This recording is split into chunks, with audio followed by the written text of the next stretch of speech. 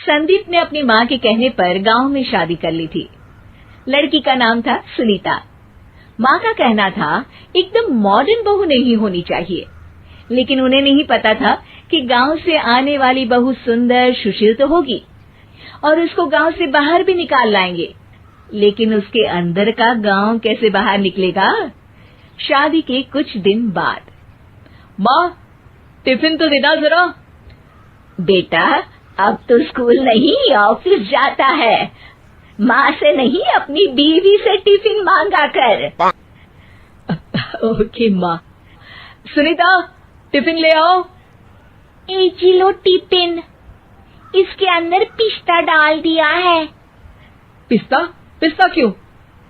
सास जी ने बोला था ना कि आपको पिस्ता बहुत पसंद है। ओहो, मैंने पिस्ता नहीं पास्ता बोला था, पास्ता। पास्ता? कहीं होता है पास्ता? अरे बेटी तू रहने दे, मैं बना दूंगी। अच्छा किया कि पाव भाजी बनाने का नहीं बोला, वरना किसी के पाव बना देती है। सुनीता को बुरा लगता है, लेकिन उसकी नादान हरकतें कम नहीं होती। ऐसे ही एक दिन, अरे तुमने ये क्या लगाया है? अरे आप वो फूस फूस करके लगाते हैं ना, वही। डियो? का दियो? किसको दियो? अरे वही ना जिससे खुशबू आती है। हाँ सही पकड़े हैं। अच्छा लेकर तो आना। कौन सा डियो लगाया तुमने? अभी लेकर आते हैं जी। संदीप की बात मानकर सुनीता अंदर से खुशबू वाला फुसफुस लेकर आती है। ओएमजी! ओएमजी मतलब ओ माय गणेश ना। अरे ओएमजी छोड़ो, और ये खुशबू वाला फुसफुस की बात कर रही थी तुम? हाँ इसी की, फिर से सही पकड़े हैं। अरे देवी, लेकिन आप सही नहीं पकड़े हैं, ये डियो नहीं है। डियो नहीं है तो क्या लियो है? अरे ये रूम फ्रेशनर है, जिसको कमरे में छिड़कते हैं, खुद पर नहीं। कोई बात नहीं, माँ कहती थी आत्मा किराएदार है, शरीर एक किराए का कर्म। हम शरीर पे ये डाल लिए तो क्या फर्क पड़ जाएगा। अरे बहू, ओ बहू, मेरे लिए फल तो ले आ, फिर मैं बाजार जाऊंगी। सुनीता अपनी सास के लिए फल लेकर आती है। अरे बेटा, पपीता, तरबूज और सेब फल ऐसे कैसे खा लूं? काट कर तो ले आ। माँ जी, मेरे गांव में तो खेत से उठा के सीधा खा लेते हैं। अरे ये तेरा गांव नहीं है ना। अरे संदीप, तू ही कुछ समझा देना इसको बेटा। मैं कैसे समझाऊं माँ, ये तो माइक्रोवेव को भी भट्टी बोलती है। कल मैंने बोला हाय कैसी हो, तो बोलती है किसी को हाय नहीं लगानी चाहिए। अरे सुनीता, तेरा क्या होगा? अभी तो कैसे बताऊं माँ जी, अभी हम कुछ करेंगे फिर पता चलेगा क्या होगा, लड़का या लड़की। हे भगवान, कहाँ से आ गई है? रामपुर से जी, आप ही तो लेकर आए थे मुझे। अरे मुझे माफ कर दो।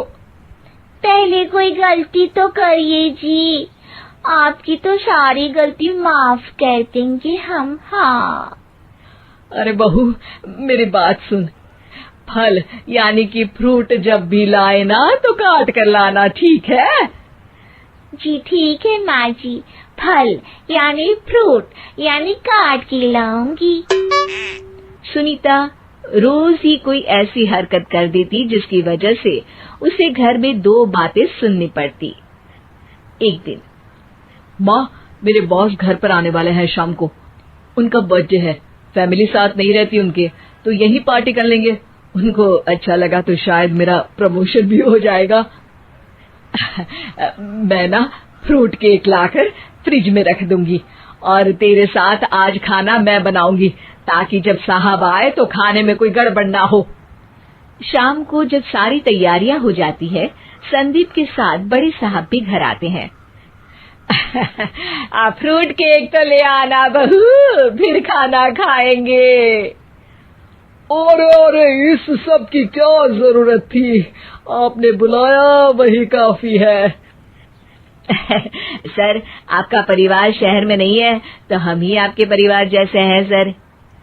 इतने में ही सुनीता फ्रूट केक लेकर आती है और बड़े साहब की टेबल पर रख देती है, और जैसे ही केक के ऊपर का बॉक्स हटाती है, ओह, ये क्या है? केक तो कटा हुआ है। मैं तो ऐसा नहीं लाई थी। आप मुझे शाबाशी दे सकती है माँ जी, मैंने ही केक काट दिया। आपने कहा था ना, फल यानी फ्रूट यानी हमेशा काट के लाना। तो फ्रूट केक भी तो फ्रूट ही है ना, तो मैंने पहले ही काट लिया। हूँ ना मैं समझदार। अरे बहू, ये क्या किया? केक हमेशा वही काटता है जिसका जन्मदिन होता है।